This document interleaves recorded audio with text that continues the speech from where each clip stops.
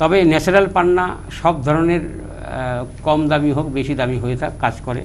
দেখা যাচ্ছে কি অনেকে প্রশ্ন করে থাকে, দাদা একটু কম দামের পান্না কি কম কাজ করবে বা বেশি দামের পান্না বেশি কাজ করবে? এটা একটু আছে।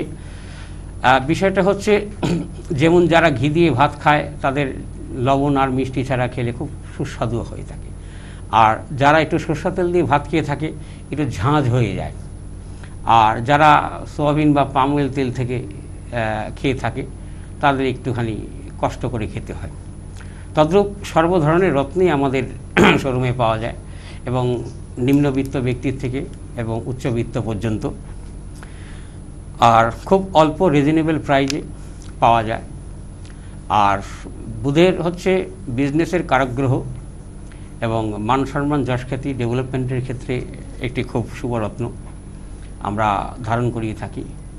আর যেটা মেলবন্ধনের ক্ষেত্রে আছে, মিলন বন্ধনের যেটা আছে, পারিবারিক অশান্তি, মানসিক টেনশন, আজকালকার যুগে এই আধুনিক যুগের মানুষের অর্থনৈতিক সংকট যেমন আছে, সেই ক্ষেত্রে তাদের টেনশন বৃদ্ধিটা বেশি, তাদের ঘুম কম হয়ে থাকে, নার্ভ সিস্টেম উইকনেস হয়ে থাকে।